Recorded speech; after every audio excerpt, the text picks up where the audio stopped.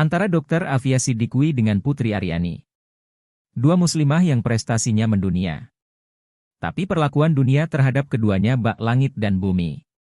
Satu dijebloskan ke penjara dengan penuh siksaan keji dan yang satunya diangkat dan dipuja setinggi langit. Saya menghargai proses perjuangan seseorang untuk sampai di titik kesuksesannya. Namun, saya tidak sedang membahas itu. Saya hanya menyorot perlakuan dunia terhadap keduanya. Sama-sama muslimah dan sama-sama prestasinya mendunia. Dr. Afia Siddiqui sukses dari sisi pencapaian akademik dengan keahlian yang nantinya akan bermanfaat besar bagi umat. Dan Putri Aryani dengan pencapaiannya sebagai penyanyi bertalenta. Yang satu diviralkan dunia dan jadi perbincangan masyarakat global. Dalam hitungan jam beritanya tersebar ke seluruh penjuru dunia. Dan satunya ditenggelamkan agar prestasinya tak tampak di mata dunia. Hingga dunia pun tak mengenal dan tak tahu prestasinya. Apatah lagi berharap manfaat dari prestasinya. Kenapa sikap dunia hipokrit seperti itu? Padahal kalaulah objektif, mestinya semua prestasi mendunia dipublikasi agar jadi inspirasi bagi masyarakat global. Dr. Afia Siddiqui dengan keilmuan dan keahliannya berhasil menemukan sesuatu yang sangat bermanfaat bagi umat. Disinilah pentingnya kita menyadari bahwa sistem itu sangat berperan dalam mencerdaskan umat dan mengangkat martabat umat. Sistem kapitalis yang berasaskan materi hanya akan mensupport segala prestasi yang sejalan dengan sistem itu sendiri dan akan menghancurkan prestasi generasi muslim yang mereka pandang akan memberi kekuatan bagi umat Islam dunia. Afia Siddiqui adalah dokter muslimah yang berusia 30 tahun, ia berhasil menguasai ilmu tentang syaraf.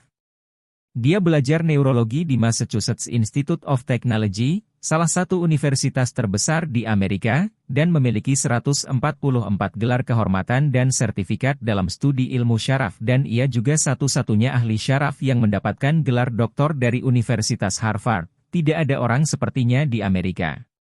Dr. Afia sedang mengerjakan program inovatif yang bekerja untuk melindungi tubuh manusia dari senjata biologis yang dilakukan Amerika dalam ekspansi kejinya, yang mana mereka telah menghabiskan miliaran untuk mengembangkan senjata biologis ini. Pada akhir Maret 2003, Amerika menculiknya bersama ketiga anaknya dengan bantuan intelijen Pakistan dan menuduhnya dengan tuduhan yang tidak nyata, yaitu memiliki hubungan dengan Al-Qaeda. Dia diculik dan ditangkap bersama pria Afghanistan Amerika dan dipenjara di penjara Bagram, Afghanistan. Dr. Afia menjalani kehidupan yang menyedihkan di penjara, para penjaga menghibur dengan menyiksanya, dan dia adalah satu-satunya wanita yang dimasukkan di penjara pria, dan selnya terbuka bagi para penjaga dan penjahat penjara untuk memperkosanya di depan mata dan telinga sesama tahanan, hingga teriakannya terdengar setiap malam. Wartawan Inggris Yvonne Ridley menyatakan bahwa Afia selama berada di penjara menjadi sasaran berbagai jenis penyiksaan di luar kemampuan orang terkuat manapun. Adapun perlakuan brutal, itu ditunjukkan bahwa ketika dia muncul untuk pertama kalinya di pengadilan New York untuk diadili atas tuduhan palsu yang aneh beberapa bulan yang lalu, dia tidak bisa berdiri, bersandar pada orang lain sambil berdiri dan berjalan secara perlahan dan ia tampak kurus dan lemah dan darah mengalir pada tubuhnya karena efek siksaan yang terjadi di penjara. Beberapa bentuk penyiksaannya yang terdokumentasi adalah bahwa para tentara Amerika merobek Al-Quran dan melemparkannya ke lorong penjara dan memaksanya untuk berjalan di atasnya dalam keadaan dia berdarah, sehingga narapidana lain menyaksikan kitab Allah Subhanahu wa Ta'ala ternodai dengannya. Setelah membaca ini, masihkah Anda mengagungkan Amerika? Hasil penemuannya adalah sesuatu yang akan sangat bermanfaat bagi umat. Dan apa yang dilakukan oleh musuh adalah menghancurkan mutiara umat ini. Inilah bukti betapa dunia hari ini tidak akan pernah memberi jalan bagi umat Islam untuk muncul ke permukaan. Umat butuh pelindung dan penjaga yang akan memfasilitasi segala hal yang dihasilkan oleh generasinya untuk memberi kemanfaatan yang besar bagi umat Islam. Umat Islam tidak boleh kuat.